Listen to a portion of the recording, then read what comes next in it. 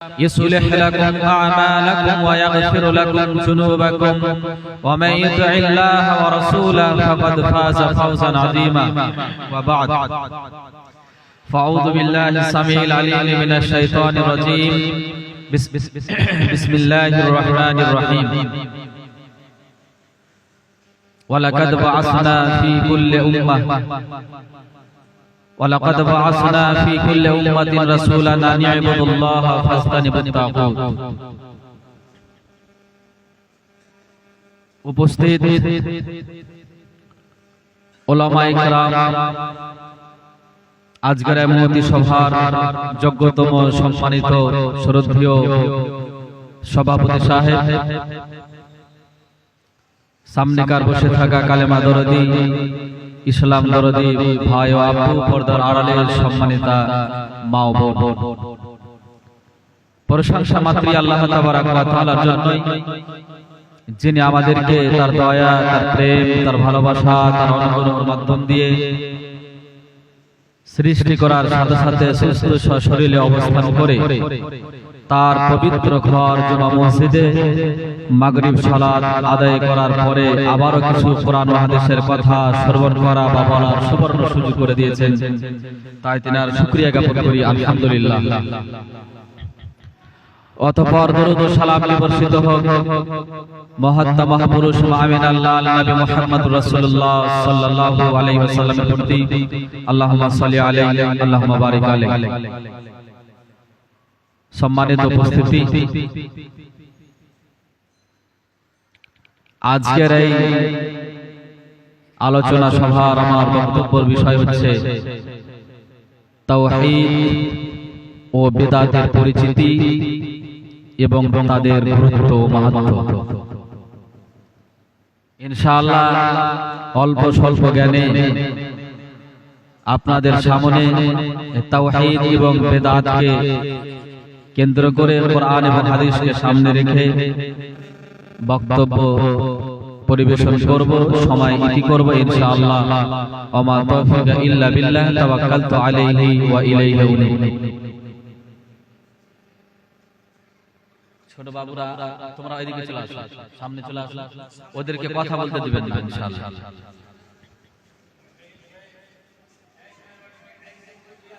আজকে এই এলিজাবাদ জামে মসজিদের পক্ষ থেকে বা জামে মসজিদে গ্রামবাসীর পক্ষ থেকে যে আজকে এই আলোচনার সভা আয়োজন করেছেন, আসলেই এটা একটি প্রশংসনীয়। আমি দোয়া করি আপনাদের জন্য আল্লাহ তাবারক ওয়া তাআলা যেন আপনাদের এই উদ্যোগকে কবুল ও মঞ্জুর করেন এবং এর উত্তম বিনিময় আপনাদেরকে যেন প্রদান করেন। আল্লাহুম্মা আমিন। আসমানের নিচে জমিনের উপরে সবচাইতে শ্রেষ্ঠ কাজ যেটি, সেটি আপনারা করেছেন আলহামদুলিল্লাহ।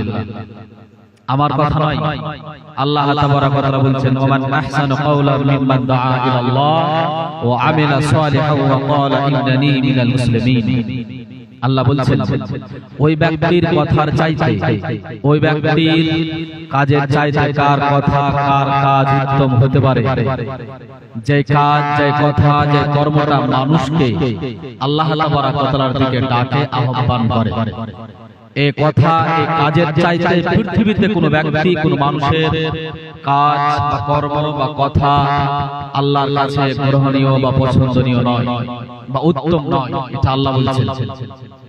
আর কোনটা, আর যে যারা বলে যে আমি একজন আত্মসমর্পণকারী, তার মানে বোঝা যাচ্ছে এখানে করে দুটা বিষয়, এক আত্মসমর্পণকারী তথা আমি একজন মুসলিম, আমি একজন আত্মসমর্পণকারী।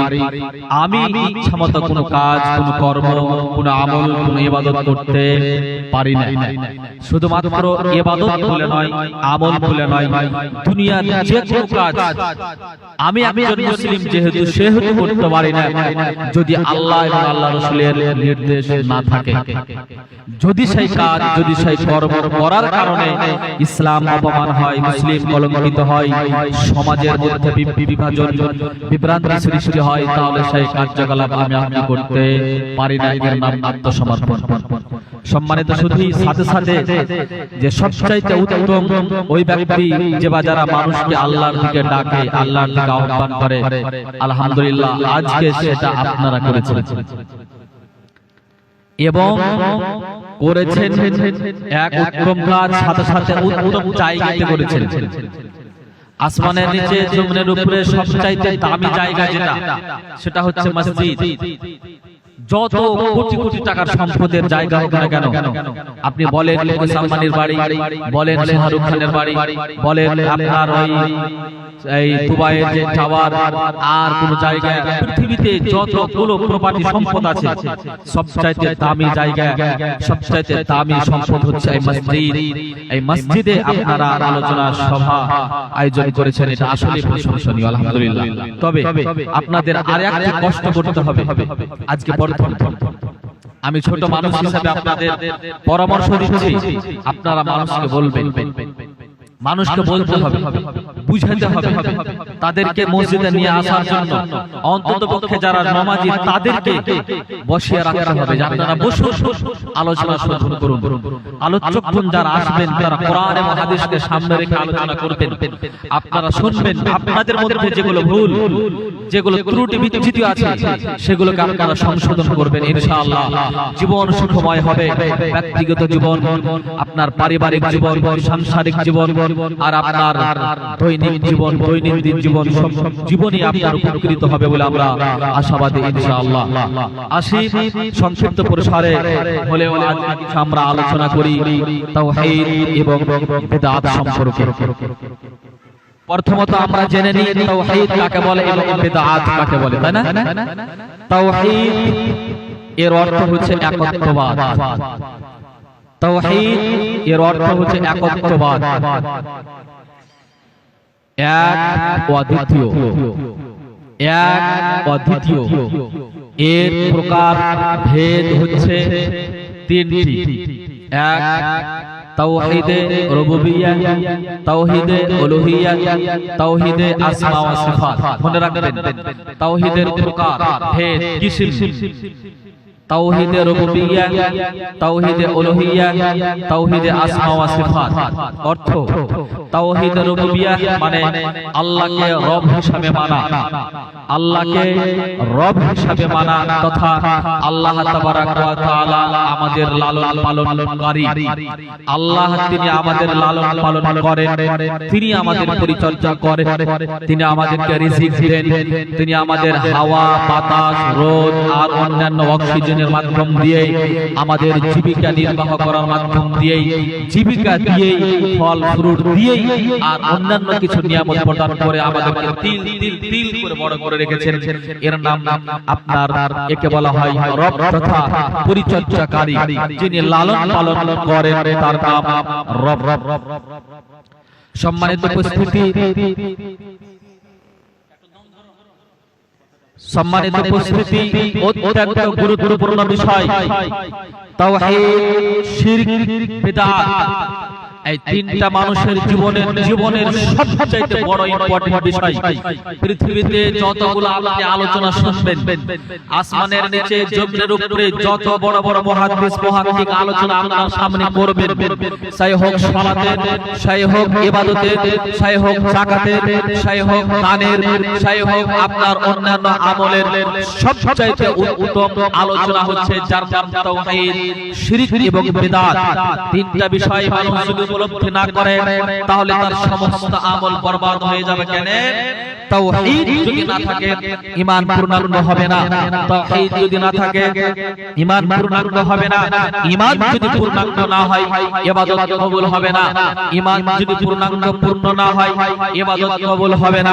ইবাদত যদি কবুল না হয় আমল যদি করেন তাহলে আমল কাজে আসবে না। আমল যদি কাজে না আসে তাহলে আপনার জান্নাত যাওয়া হবে না। অতএব মূল ভিত্তি হচ্ছে তাওহীদ। এই জন্য আপনাকে গুরুত্ব সহকারে কথাগুলো শ্রবণ করার জন্য বিনম্রভাবে আমি বিনত নিবেদন করছি। সম্মানিত উপস্থিতি, বলছিলাম তাওহীদের প্রকার ভেদ। প্রথম হচ্ছে তাওহীদের রুবুবিয়্যাহ, যার অর্থ হচ্ছে আল্লাহ তাবারাক ওয়া তাআলাকে রব হিসেবে মানা। আল্লাহ যে আমাদেরকে লালন পালন করেন, এটার উন্নত মানের প্রমাণ হচ্ছে পৃথিবীর কোন একজন মানুষ সেই যতই বড় টাকাওয়ালা হোক, বিত্তশালী হোক, অর্থশালী হোক, আল্লাহ তাবারাক ওয়া তাআলা যদি তাকে অনুগ্রহ না করেন, তাকে যদি আল্লাহ তাবারাক ওয়া তাআলা অনুকম্প না করেন, দয়া মায়া না করেন, তাহলে কোন এক পৃথিবীতে কোন এক ব্যক্তি একটা টাকা সংগ্রহ করতে পারে না, একটা টাকা ইনকাম করতে পারে না। এর নাম লালন পালনকারী। আল্লাহ যদি আমাকে আপনাকে রিজিক না দেন, তাহলে পৃথিবীর কোন মানুষ রিজিক সংগ্রহ করতে পারে না। সম্মানিত উপস্থিতি, এই আল্লাহ তাবারাক ওয়া তাআলাকে রব হিসাবে আমাকে আপনাকে মেনে নেওয়া লাগবে। সংক্ষিপ্ত পরিসরে কথা বিস্তারিত পরবর্তীতে আলোচনা করছি। দুই, তাওহীদে উলুহিয়্যাত তথা আল্লাহ তাবারাক ওয়া তাআলাকে ইলাহ হিসাবে গণ্য করা। ভালোভাবে শুনুন, ইলাহ মানে হচ্ছে মাবুদ, আমরা হচ্ছে আবেদ, যার জন্য ইবাদত করা, যার কাছে কিছু চাওয়া, যার জন্য ইবাদত করা, যার কাছে কিছু চাওয়া, যার কাছে মাথা নত করা, যাকে সন্তুষ্ট করা হয়, এর নাম হচ্ছে ইলাহ।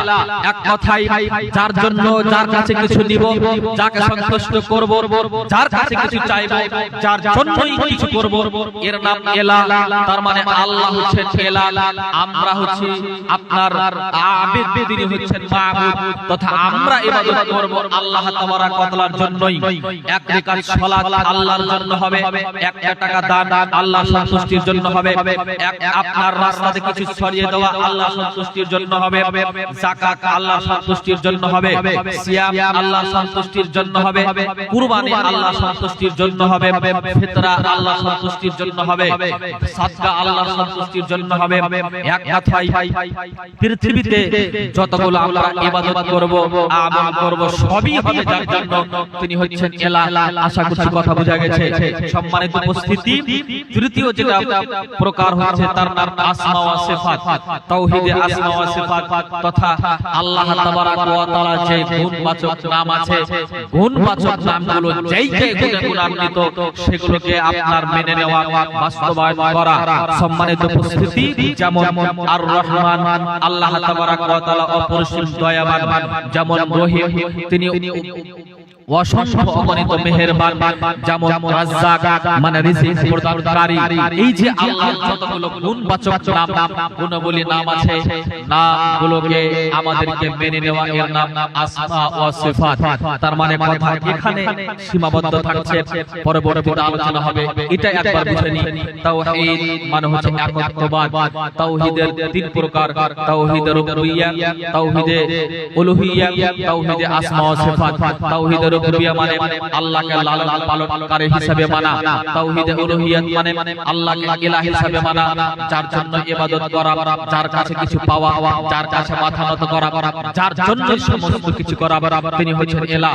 তাওহীদে আসমা ওয়া সিফাত মানে আল্লাহ তাবারাক ওয়া তাআলার যতগুলো গুণান্বিত গুণাবলী নাম আছে, সেই গুণকে সম্বর্ধনা বাস্তবায়ন করে, সম্বর্ধনা জানিয়ে আপনাকে মেনে নেওয়া, এর নাম তাওহীদ আসমা ওয়া সিফাত। এখন আমরা এবারে যাই বেদাতের দিকে। সম্মানিত উপস্থিতি, বেদাত মানে হচ্ছে নতুন কিছু, বেদাত মানে হচ্ছে নতুন।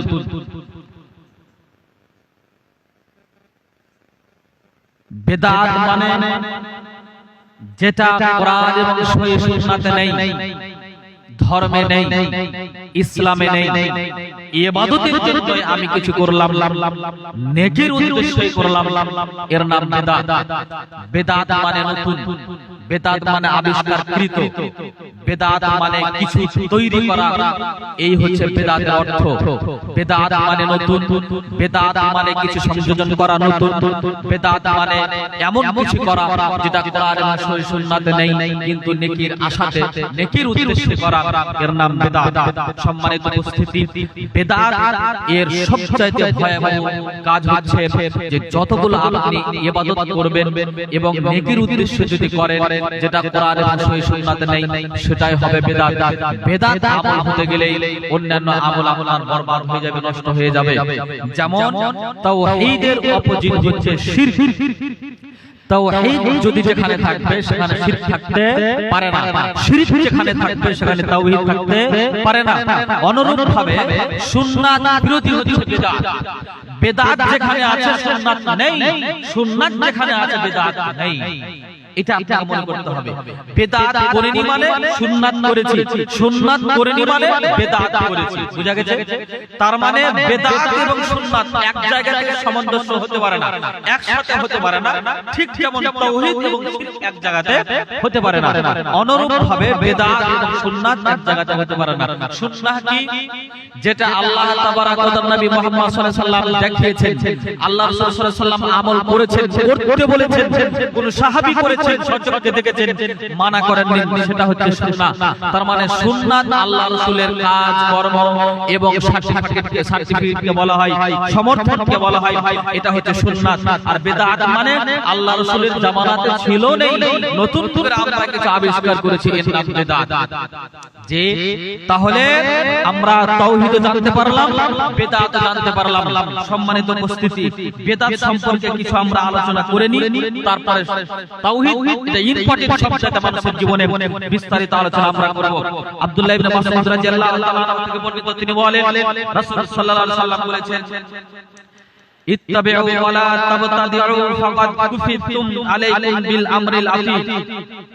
তিনি বলছেন, তোমরা অনুসরণ করো, নতুন কিছু রচনা করো না, কারণ তোমাদের জন্য তাই যথেষ্ট। আর তোমরা পুরাতন পন্থাতেই ফিরে যাও তথা অবলম্বন করো। তথা নতুন কিছু আমি যদি আবিষ্কার করি এটা হবে প্রত্যাখ্যাত, এটা হবে বাতিল, এটা হবে অগ্রহণীয়।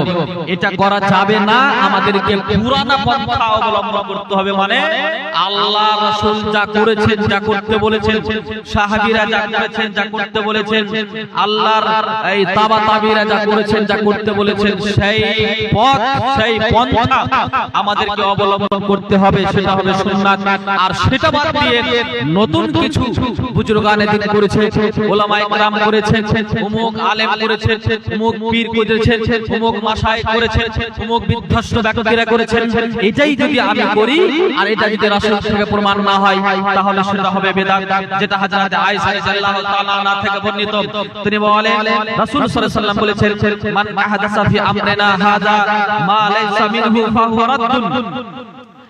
আল্লাহ রাসূল সাল্লাল্লাহু আলাইহি ওয়াসাল্লাম বলেছেন যে তোমাদের মধ্যে এমন কোন একটা ব্যক্তি কর্ম করলো, কোন একটা আমল করলো, কোন একটা কাজ করলো যেটা হচ্ছে নেকির উদ্দেশ্যে, সেই কাজ, সেই কর্ম, সেই আমল, সেই কাজ, সেই কর্ম, সেই আমল যদি আমি মুহাম্মদ সাল্লাল্লাহু আলাইহি সাল্লাম থেকে যদি প্রমাণ না হয়, আমি মুহাম্মদ সাল্লাল্লাহু আলাইহি সাল্লাম যদি না বলেছি, তাহলে সেই আমল, সেই কাজ এটা হবে প্রত্যাখ্যাত, এটা হবে বাতিল, এটা হবে অগ্রহণীয়।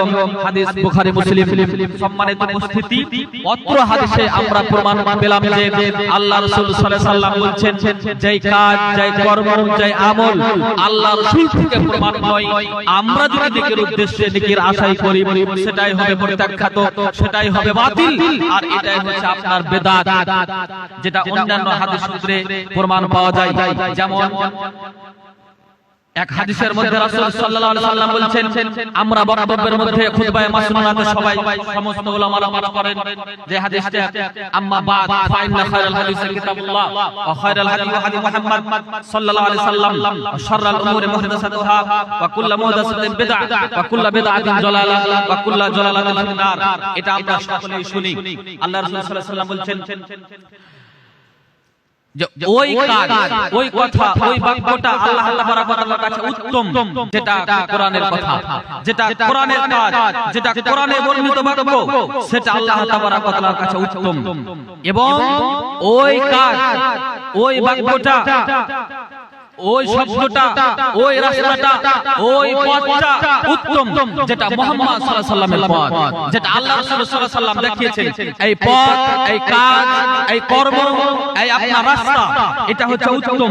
তারপরে তিনি বলছেন ওয়া শাররুল উমুরি মুহদাসাতুহা ওয়া কুল্লু মুহদাসাতিন বিদআ, এবং ওই আমল, ওই আমল, ওই কাজ, এটা হচ্ছে প্রত্যাখ্যাত, এটা অগ্রহণীয়। কোনটা? যেটা আপনার খারাপ কাজ, যেটা আপনার অশ্লীল কাজ, যেটা আপনার বেহায়াপনা কাজ, যেটা আপনার নির্লজ্জপনা কাজ। কেন? এই কাজটা কোরআন এবং সহিহ সুন্নাহ অনুপথ নয়। ওয়া শাররুল উমুরি মুহদাসাতুহা ওয়া কুল্লু মুহদাসাতিন বিদআ, এবং প্রত্যেকই বাড়াবাড়ি যে কাজ, প্রত্যেকই প্রত্যাখ্যাত যে কাজ, প্রত্যেকই যেটা কোরআন এবং সহিহ সুন্নাহর অনুপথে কাজ নয়, এটা হচ্ছে আপনার পথভ্রষ্ট। ওয়া কুল্লু বিদআতিন জালালা ওয়া কুল্লু জালালাতিন ফিন্নার, এবং প্রত্যেক পথভ্রষ্টই হচ্ছে আপনার গুমরাহি, এবং প্রত্যেক গুমরাহি হচ্ছে জাহান্নাম যাওয়ার কারণ। এর সার হাদিসের সারমর্ম, হাদিসটার সারমর্ম এটাই যে, তার মানে এই হাদিসও বুঝাতে যাচ্ছে যে বাক্যটা আল্লাহ তাবারক ওয়া তাআলা পছন্দ করেন, ওই আমলটা পছন্দ করেন যেটা কোরআন থেকে প্রমাণিত, যেটা সুন্নাহ থেকে প্রমাণিত। ওই রাস্তাটা আল্লাহ তাবারক ওয়া তাআলার কাছে পছন্দনীয়, যেটা দেখানো পথ হচ্ছে আল্লাহ রাসূল সাল্লাল্লাহু আলাইহি ওয়াসাল্লামের, সেটাই হচ্ছে উত্তম পথ, উত্তম রাস্তা, সেটাই হচ্ছে মূলত হেদায়েতের রাস্তা। সেগুলো হেদায়েতের রাস্তা নয়, যেটা কোরআন এবং সহিহ সুন্নাহ নয়। মূলত এটাই পথভ্রষ্ট, এটাই প্রত্যাখ্যাত, এটাই গুমরাহি, এবং প্রত্যেক আপনার প্রত্যাখ্যাত, প্রত্যেক পথভ্রষ্ট, প্রত্যেক গুমরাহি জাহান্নাম যাওয়ার মাধ্যম, জাহান্নাম যাওয়ার কারণ।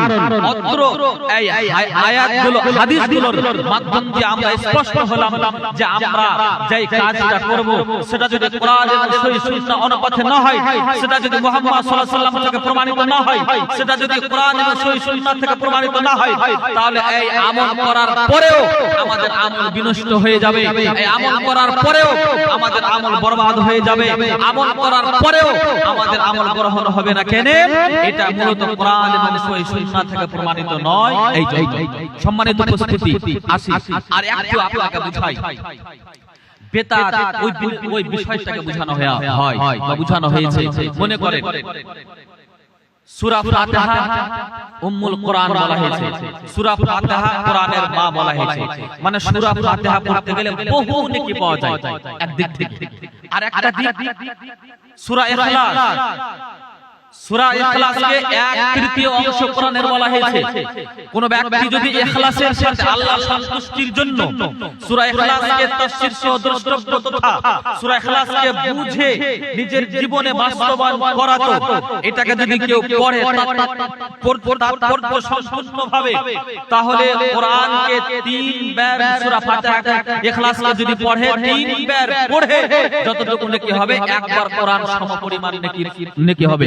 তার মানে একবার কোরআন সমস্ত কিছু শেষ করে যতটুকু নেকি হবে, মুহাম্মদ সাল্লাল্লাহু আলাইহি ওয়াসাল্লামের হাদিসের মাধ্যমে বোঝা যায় যে এই আল্লাহ তাবারক ওয়া তাআলা এর এত মর্যাদা দিয়েছে সূরা ইখলাস তথা কুল হু আল্লাহু আহাদ।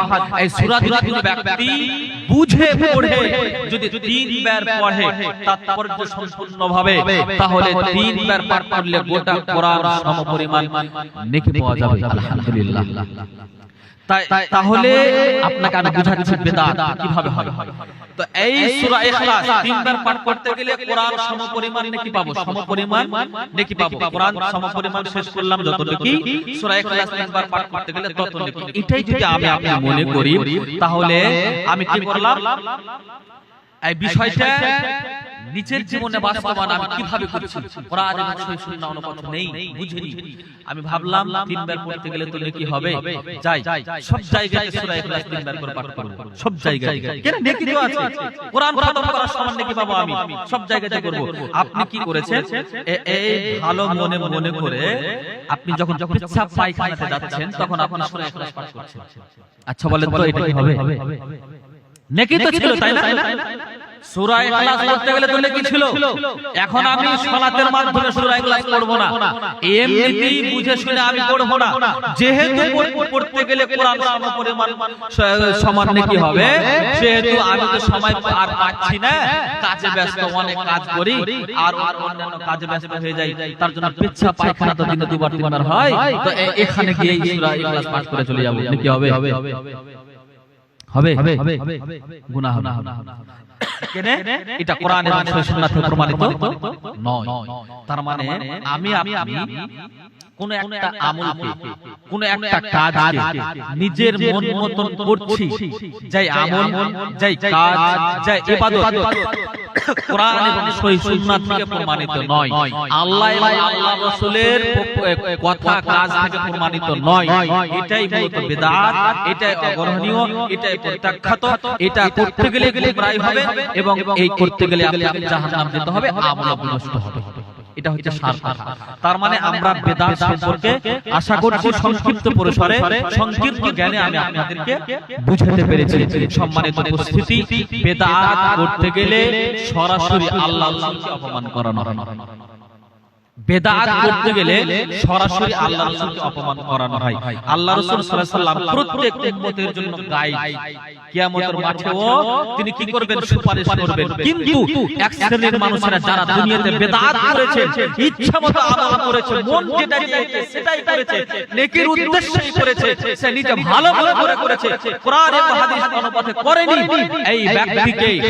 এই ব্যক্তি সম্পর্কে রাসূল সাল্লাল্লাহু আলাইহি ওয়াসাল্লাম বলছেন, সেই ব্যক্তি সম্পর্কে জিবরাইলরা জিজ্ঞাসা করবেন, আল্লাহর নবী এদেরকে আপনার উম্মতের এই সারিবদ্ধ থেকে সরিয়ে দেন, এরা আপনি মৃত্যুর পরে নতুন কিছু সংশোধন করেছিল, নতুন কিছু আবিষ্কার করেছিল, নিজের মন মতো তারা আমল করেছিল বলেই এরা আপনাকে অপমান করেছিল।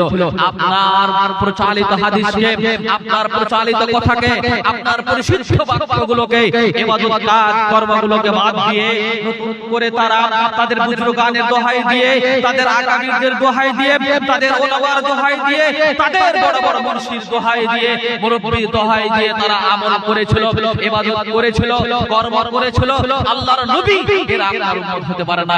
তখন মুহাম্মদ সাল্লাল্লাহু আলাইহি ওয়াসাল্লাম তাদেরকে বলবেন, নিয়ে যাও এদেরকে আমার চোখের সামনে থেকে, এরা আমার উম্মত হতে পারে না। কেন? আমার মৃত্যুর পরে তারা আমার উম্মতের মধ্যে নতুন কিছু একটা আপনার পন্থা আবিষ্কার করেছিল তার জন্য। বুঝতে পারছেন কত ডেঞ্জার কথা। সম্মানিত উপস্থিতি, আমরা অত্র আলোচনার মাধ্যম দিয়ে বেদাত সম্পর্কে কিছু বুঝতে পারলাম যে বেদাত হচ্ছে একটা মারাত্মক ভয়াবহ একটা ভাইরাস, যার মাধ্যম দিয়ে আপনার ইবাদত, যার মাধ্যম দিয়ে আপনার আমল, যার মাধ্যম দিয়ে আপনার অন্যান্য আর ভালো সালেহ নেক আমল বিনষ্ট করে দেয়। অতএব এই বেদাত থেকে আমাদেরকে বেঁচে থাকতে হবে।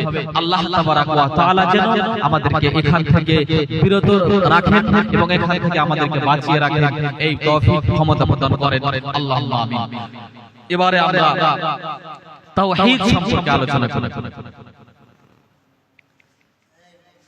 একজন মানুষের জীবনে সবচাইতে মূল্যবান যেই পাঠ, যেই বিষয়, যেই বস্তু, তার নাম তাওহীদ। তাওহীদ যদি কোনো মানুষের অন্তরে না থাকে, তাহলে সে যদি লক্ষ কোটি বিলিয়ন বিলিয়ন সৎ আমল করে, নেক আমল করে, তাহলে সেই আমলের কোনো অস্তিত্ব নেই, কোনো ভ্যালুয়েশন নেই, কোনো মর্যাদা নেই আল্লাহ তাবারাক ওয়া তাআলার কাছে। যে একটু ভালোভাবে বুঝুন, তাওহীদ যার অন্তরে নেই, তাওহীদ যার জীবনে নেই, তাওহীদ যার আপনার শরীরের মধ্যে সীমাবদ্ধ নেই, তাই সেই তাওহীদ বিহীন ব্যক্তির কাছে দৃঢ় ঈমান থাকতে পারে না। ঈমান যদি না থাকে, আমল গৃহীত হবে না। আমল যদি কবুল না হয়, তাহলে জান্নাত যাওয়া যাবে না। অতএব আপনাকে তাওহীদ পন্থা হতে হবে, তাওহীদ অনুসন্ধান করতে হবে, তাওহীদ সম্পর্কে আপনাকে জ্ঞাত হতে হবে। সম্মানিত উপস্থিতি, আজকে আমরা অনেক মানুষ মুসলিম হওয়ার পরেও তাওহীদ বিষয়টাকে না বুঝার কারণে আমাদের সাথে জড়িত হয়েছে শিরক। এক কথা মনে রাখবেন, তাওহীদ যেখানে আছে শিরক সেখানে নেই, শিরক যেখানে আছে তাওহীদ সেখানে নেই। তাওহীদ যদি আপনি শিরক যদি আপনার জীবনে চলে আসে তাওহীদ চলে যাবে, শিরক জীবনে চলে আসলে আল্লাহকে অপমান করানো হবে। শিরক যার মধ্যে থাকবে আল্লাহকে অপমান করবে, শিরক যার মধ্যে আসলো আল্লাহকে অপমান করলো, আল্লাহকে অপমান করে জান্নাতের আশা করা যাবে না, আল্লাহকে অপমান করে আমল কবুল করানো যাবে না, আল্লাহকে অপমান করে আমল গৃহীত হবে না। অতএব সম্মানিত উপস্থিতি, আমাদের জীবনের সবচেয়ে বড় একটি গুরুত্ব হচ্ছে তাওহীদ। তাওহীদ সংক্রান্ত বিষয় আমাদেরকে বেশি আলোচনা করতে হবে। আমি যদি আপনাকে বলি তাহলে আমরা জানি সৌদি আরবের মাটিতে মক্কা মদিনাতে সবচাইতে বেশি জুমা মসজিদগুলোতে তাওহীদের বিষয় নিয়ে আলোচনা করা হয়। কেন? তাওহীদ যদি না থাকে ইবাদত কবুল হবে না, তাওহীদ যদি না থাকে যাকাত কবুল হবে না, তাওহীদ যদি না থাকে পিতামাতার সাথে ভালো আচরণ কবুল হবে না, তাওহীদ যদি না থাকে দান কবুল হবে না, তাওহীদ যদি না থাকে সিয়াম কবুল হবে না, তাওহীদ যদি না থাকে কোরআন তেলাওয়াত কবুল হবে না। এই জন্য তাওহীদের বিষয় বেশি আলোচনা করা হয়। আমাদের সমাজে তাওহীদ নিয়ে আলোচনা হয় না, পিতামাতার গুরুত্ব নিয়ে আলোচনা হয়, তাওহীদ নিয়ে আলোচনা হয় না, নামাজের গুরুত্ব নিয়ে আলোচনা হয়, তাওহীদ নিয়ে আলোচনা হয় না, শিরক নিয়ে আলোচনা হয় না, অন্যান্য বিষয় নিয়ে আলোচনা হয় বলেই আজকে আমাদের মাঝে শিরক জড়িয়ে পড়েছে। শিরক আমরা কিভাবে জড়ালাম?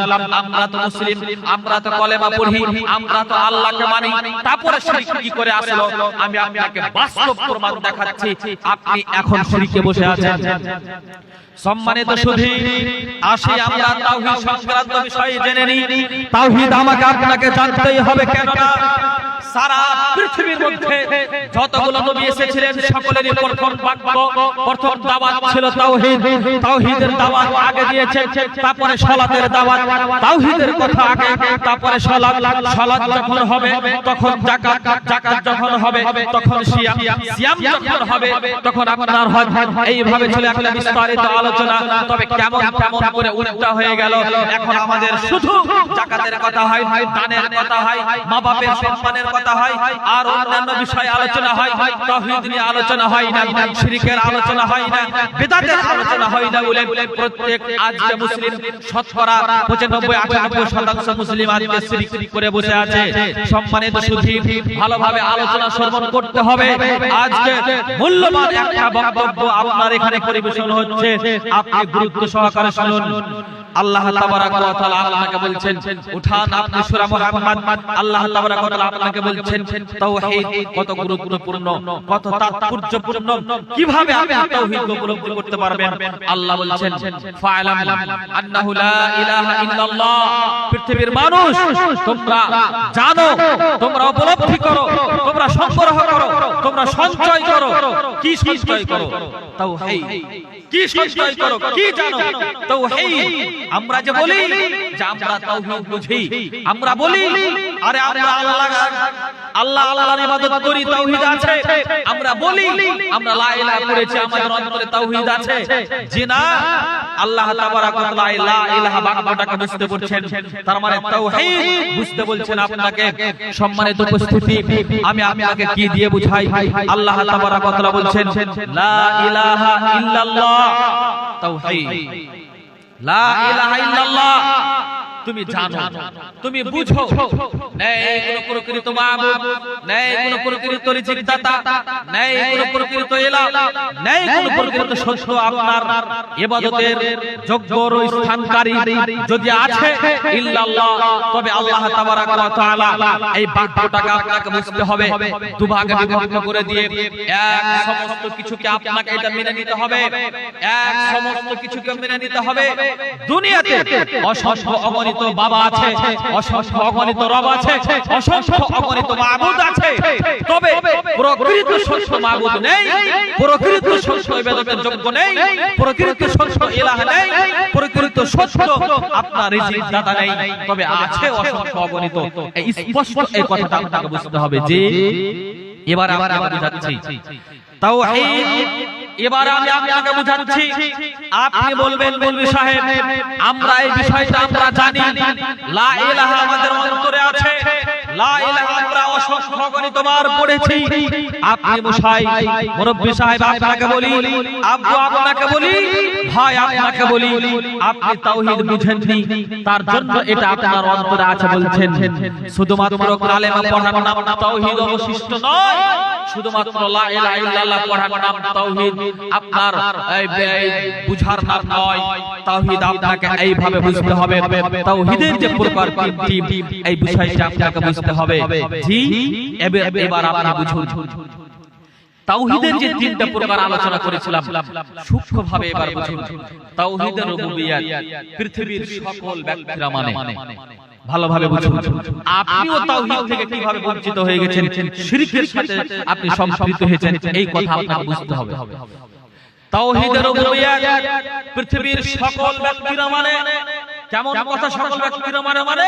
জি, সকল ব্যক্তি আল্লাহকে রব হিসেবে মানে, আল্লাহকে লালন পালনকারী হিসেবে মানে, আল্লাহকে রিজিক দাতা হিসেবে মানে। তবে তাওহীদ উলুহিয়াত সবাই মানে না। আশ্চর্য কথা, জি, অনেক মুসলমান তাওহীদ উলুহিয়াত সম্পর্কে আল্লাহকে মানে না। কথা যদিও আশ্চর্য, তবে বাস্তব কথা এটাই। এই জন্য তো সূরা ইউসুফে আল্লাহ তাবারাক ওয়া তাআলা বলেছেন, অসংখ্য মানুষ ঈমান আনার পরেও মুশরিক।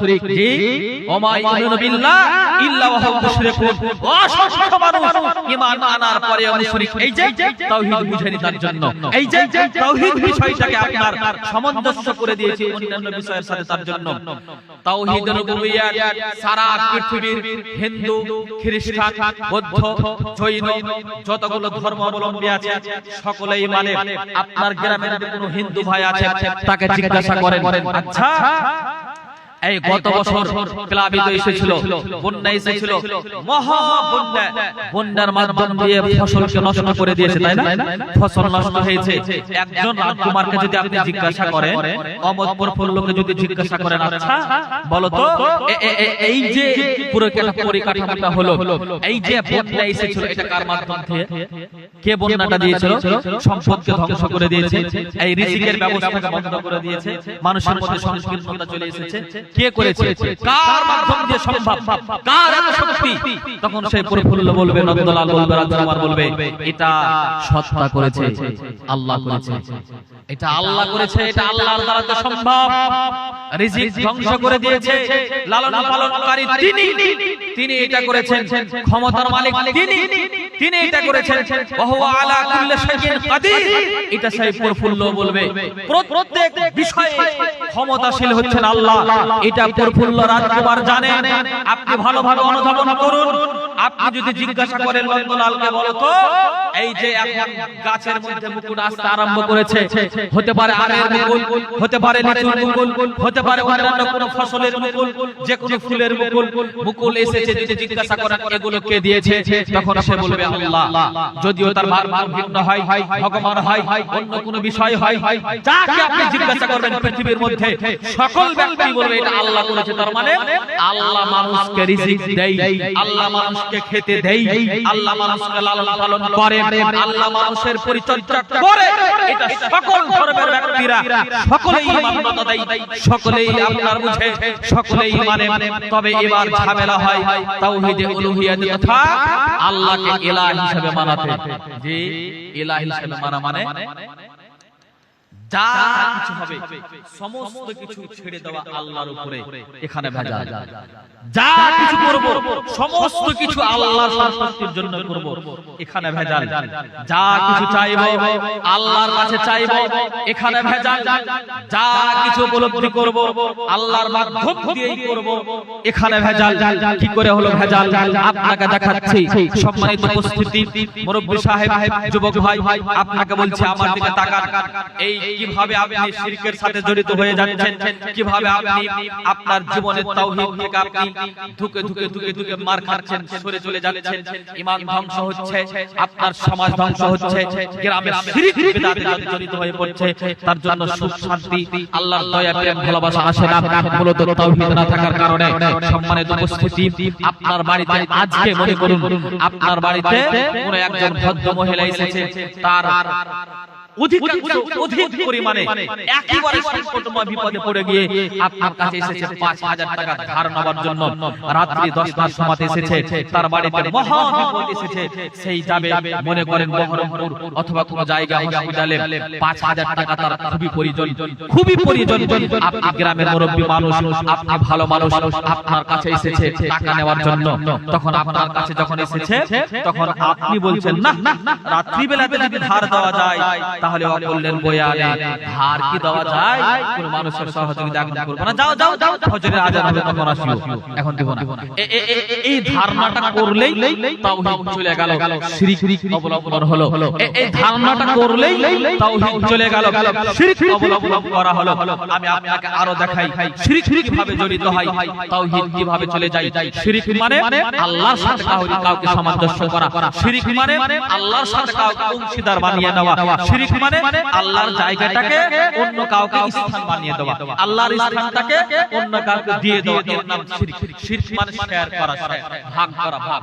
জি, আল্লাহর ক্ষমতা, আল্লাহর হিকমত, আল্লাহর গায়রা, আল্লাহর তাফাক্কুর, আল্লাহর মর্যাদা, আল্লাহর ভেরিয়েশন, এইটাকে অন্য কাউকে দিয়ে দেওয়া, অন্য কাউর সাথে তুলনা করা, অন্য কাউর সামঞ্জস্য করা, সমবিনিময় করা, এই মানে হচ্ছে শিরক। তথা তাওহীদ না থাকার কারণে শিরক চলে এসেছে। আর শিরক থাকতে গেলে তাওহীদ থাকবে না, শিরক থাকতে গেলে তাওহীদ নেই মানে ঈমান আপনার সব ধ্বংস। সম্মানিত উপস্থিতি, এই সব যখন প্রেক্ষাপটগুলো আপনার জীবনে আসবে তখন আপনার মধ্য থেকে শিরক চলে যাবে, শিরক চলে আসবে, তাওহীদ চলে যাবে। আমি আপনাকে আরেকটু দেখাচ্ছি আপনি কিভাবে শিরককে বাস্তবায়ন করেন, তাওহীদ আপনার কাছ থেকে কিভাবে চলে যায়, ইলাহ কিভাবে কেটে যায় দেখাচ্ছি। মনে করেন ওষুধ খেতে হবে, প্রয়োজন আছে, অসুখ হয়েছে ওষুধ খেতে হবে, কিন্তু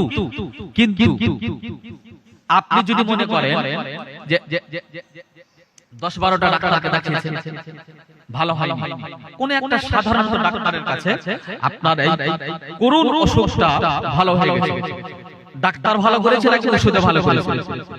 ওষুধের মাধ্যমে ভালো করেছেন, ভালো হয়েছে, ভালো করেছেন, কিন্তু আল্লাহ তাবারাক ওয়া তাআলা। কিন্তু আপনি কি করলেন? শিরক কিভাবে সংযোজন হয়েছে, আপনার তাওহীদ কিভাবে নষ্ট হয়েছে দেখাচ্ছি আপনাকে। তখন আপনি কি বললেন? গ্রামের মানুষ, পাড়া প্রতিবেশী আপনার বাড়িতে যখন এসেছে, মুরব্বিরা, বয়স্ক মানুষরা তখন বলছে কোথায় ভালো হলে গো? তখন আপনার মুখ থেকে বের হচ্ছে, আর বলিও না, আল্লাহর মতন একজন ডাক্তার আছে গো দুনিয়াতে, ওই ডাক্তার যদি না হতো আমি বাঁচতাম না। নাউজুবিল্লাহ, আস্তাগফিরুল্লাহ। আপনি বলছেন দুনিয়াতে একজন ডাক্তাররাকে আল্লাহ বলে, ডাক্তাররাকে আল্লাহ বলে, আল্লাহর মত নাউজুবিল্লাহ মিন যালিক, আস্তাগফিরুল্লাহ ওয়া আতুবু ইলাইহি।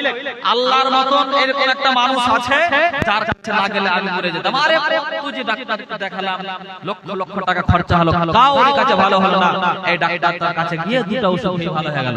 ও পাগল বুঝে না যে সমস্ত মানুষের কাছে দেখিয়ে তোমাকে এর কাছে আল্লাহ ভালো করবে। ভালো আল্লাহ করেছে, তারপর আপনি বললেন এই ডাক্তার আমাকে অসুখ ভালো করেছে, ডাক্তার আল্লাহর মতন, ডাক্তার আল্লাহর সামঞ্জস্য। নাউজুবিল্লাহ।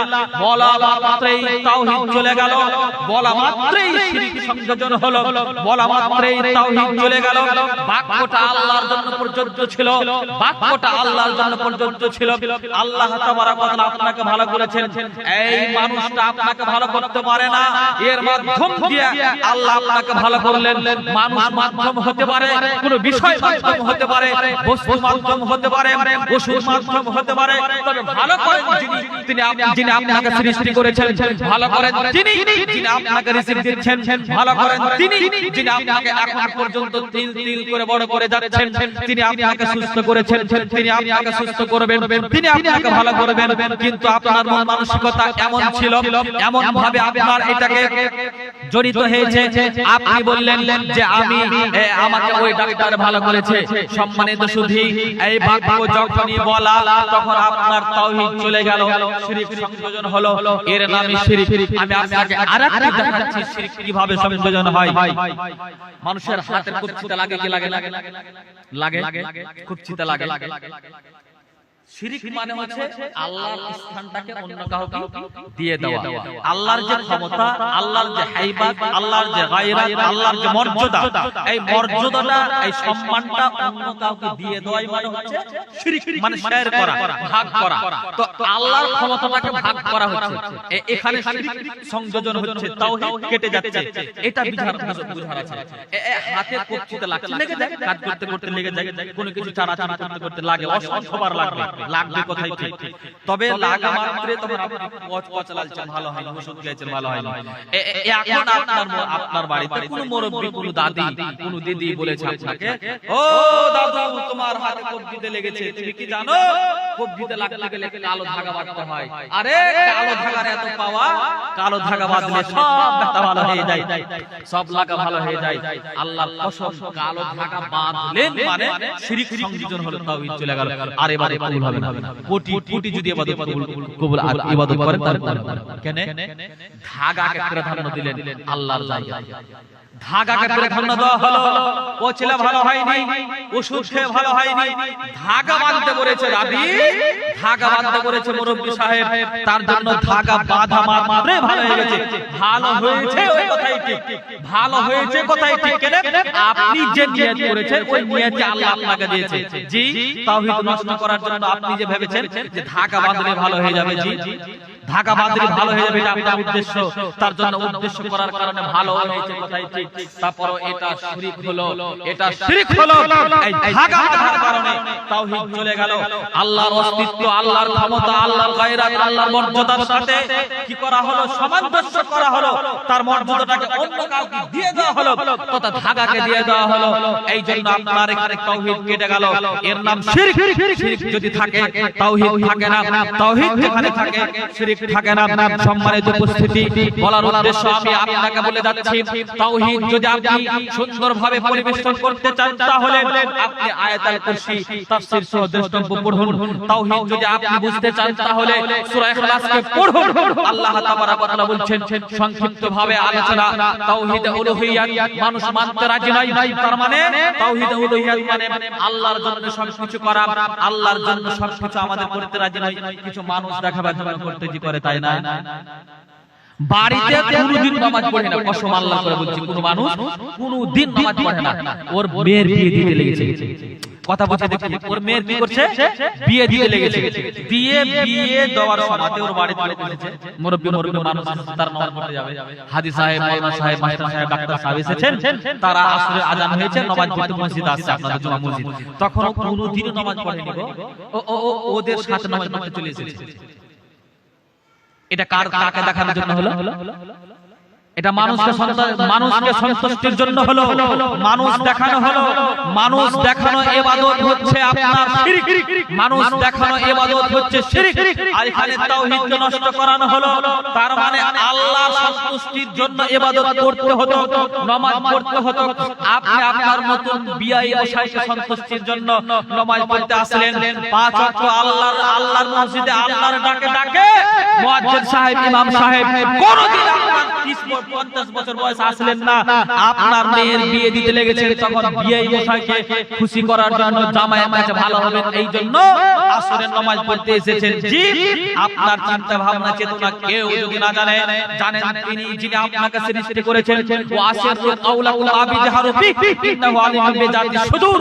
আল্লাহ তাবারাক ওয়া তাআলা বলছেন, যা কিছু তুমি করো, যা কিছু তুমি দাও, যা কিছু তুমি চরিত্রিত হও, সাই হোক আমল, সাই হোক দান, সাই হোক ইবাদত, আরে প্রকাশ্য করো অথবা অপ্রকাশ্য করো, বলে করো অথবা চুপে চুপে করো, আরে যা কিছু করো সবই আল্লাহ জানে। আরে শুধু জানে এমনটা নয়, তোমার হৃদয়ের কথা পর্যন্ত আল্লাহ জানে।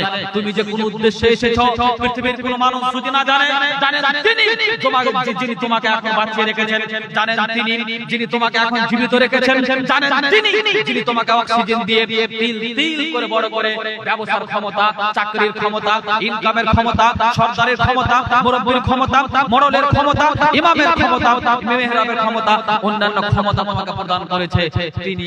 এই সমস্ত কিছু তোমার পরিকল্পনা সবকিছু জানে, অতএব তাকে ফাঁকি দেওয়া যাবে না।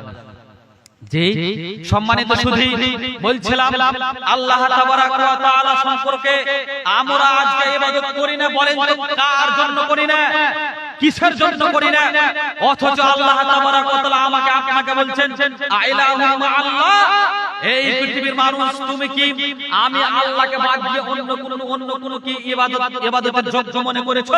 তুমি কি আমাকে বাদ দিয়ে অন্য কাউকে ইলাহ মনে করেছো? আমার সাথে কি সংযোজন করতে আরম্ভ করেছো? না হলে তুমি কেন আমাকে সন্তুষ্টির জন্য ইবাদত করো না, নামাজ পড়তে আসো না?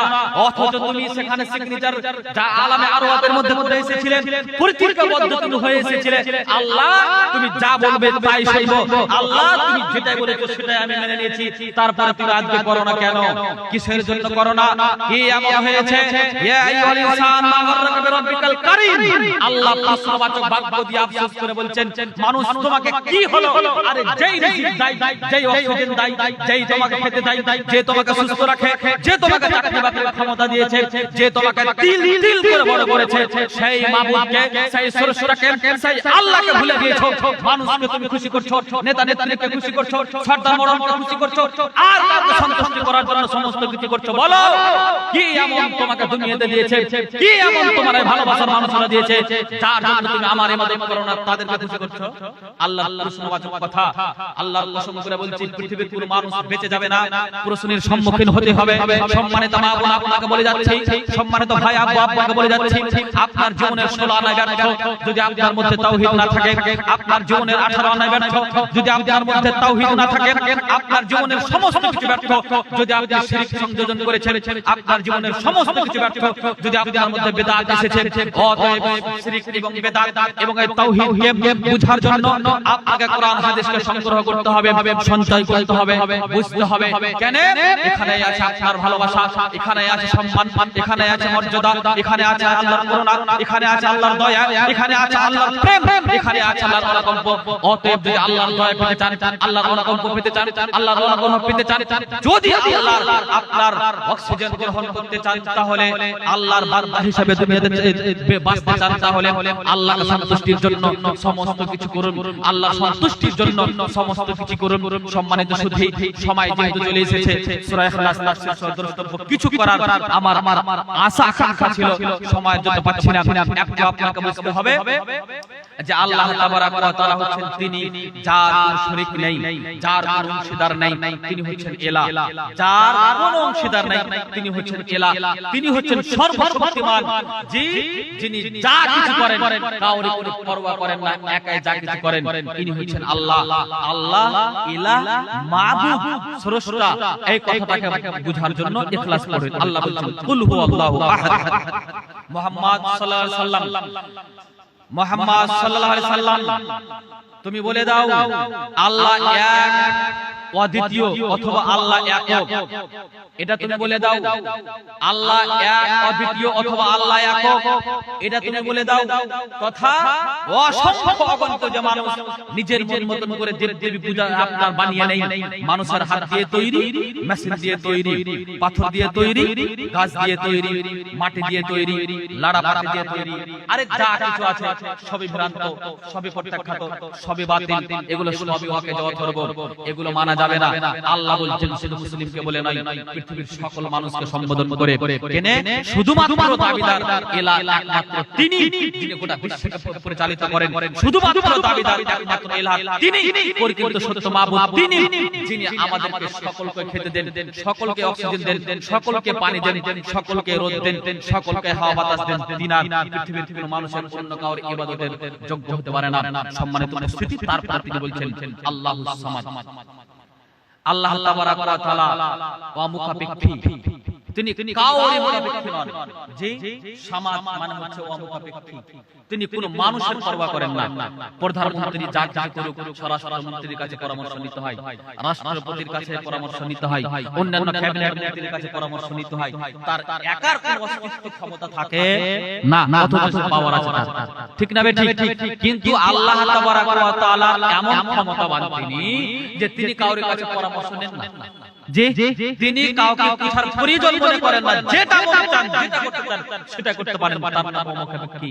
প্রধানমন্ত্রী মানুষের মুখাপেক্ষী, মুখ্যমন্ত্রী মানুষের মুখাপেক্ষী, কোন মানুষ মানুষের মুখাপেক্ষী, তবে আল্লাহ তাবারাক ওয়া তাআলা যিনি সমাজ, তিনি কাউর মুখাপেক্ষী নন, যিনি ইলাহ, তিনি কাউর মুখাপেক্ষী নন, তিনি কাউর মুখাপেক্ষী নন। মানুষ মানুষের মুখাপেক্ষী ছাড়া চলতে পারে না।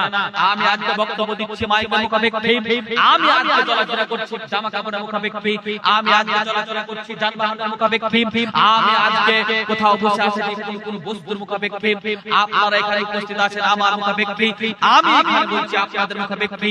কোন লোক বড় লোক হয়েছে, আপনার এই যারা আপনার চাকর লেবার মুন্সি তাদের মুখাপেক্ষী, জি প্রধানমন্ত্রী মুখাপেক্ষী, আমাদের ভোটের মাধ্যমে দিয়ে হয়েছে আমাদের মুখাপেক্ষী। তার মানে কোন মানুষ সকল মানুষের মুখাপেক্ষী, মানুষ মানুষের মুখাপেক্ষী। আল্লাহ তাবারাক ওয়া তাআলা যিনি ইলাহ, যিনি মাবুদ, যিনি সরসরা, তিনি কাউর মুখাপেক্ষী নন। তিনি তার ইবাদত করলেই কি আর না করলেই কি, তাকে পুছলেই কি আর না পুছলেই কি, তার কোনো যায় আসে না, কোনো আপনার বেলে বিছান আসে না। জি এর নাম সামা, এর নাম আহাদ, এর নাম এক অদ্বিতীয়। তারপর তিনি বলছেন লাম ইয়ালিদ ওয়া লাম ইউলাদ, আল্লাহ তাবারাক ওয়া তাআলা কাউকে জন্ম দেননি, তিনি কাউর কাছ থেকে জন্ম নেননি। ওয়ালাম ইয়াকুন লাহু কুফুয়ান আহাদ, এবং তিনি সর্ব বিষয়ে সর্বক্ষেত্রে তিনি ক্ষমতাবান। তো এই বিষয়গুলো আমাদের এই বিষয়গুলো আমাদেরকে জানতে হবে, এই বিষয়গুলো আমাদেরকে উপলব্ধি করতে হবে, এই বিষয়গুলো আমাকে আপনাকে অনুসন্ধান করতে হবে। এই বিষয় যখনই আমি আপনি গভীরভাবে ভাববো, শুধুমাত্র আমি কোরআন পড়তে জানি তাফসীর পড়ি না, তাফসীর পড়ুন। কোরআন শিখেছেন বাংলা জানেন, বাংলা আপনি বই ডক্টর আসাদুল্লাহ গালিবের বড় বড় যেগুলো তাফসীর হয়েছে সেগুলো আপনি অনুসন্ধান করুন, বুঝতে শিখুন। ইনশাআল্লাহ আপনার মধ্যে তাওহীদ সংযোজন হবে। আমি দোয়া করি আল্লাহ তাবারাক ওয়া তাআলার কাছে, আর সময় যেহেতু হয়ে গেছে আর কথা আমি দীর্ঘায়িত করছি না, হে প্রতিপালক তুমি আমাদেরকে তোমার একাকিত্ব, তোমার তাওহীদের বিষয়টা, তুমি যে একত্ববাদ, তুমি যে ইলাহ, তুমি যে প্রতিপালক সত্য মাবুদ, যা তোমার সন্তুষ্টির জন্য সমস্ত কিছু করব, তোমার কাছে কিছু চাইব, তোমার কাছে কিছু নিব, তোমার জন্য সমস্ত কিছু করব, এই বিষয়টা অন্ততপক্ষে আমাকে আমাদেরকে সকল মুসলিমকে বুঝার তৌফিক প্রদান করো। আল্লাহুম্মা আমিন। হে আল্লাহ, আমরা যাতে করে তাওহীদকে সংযোজন করে শিরক মুক্ত হিসাবে দুনিয়াতে আমরা জীবন যাপন করতে পারি, আল্লাহ তুমি এই বিষয়টা আমাদেরকে বুঝার তৌফিক প্রদান করো। আল্লাহুম্মা আমিন। যার মাধ্যম দিয়ে আমাদের ইবাদত কবুল হবে, যার মাধ্যম দিয়ে আমাদের ঈমান দৃঢ় হবে, যার মাধ্যম দিয়ে আমরা জান্নাত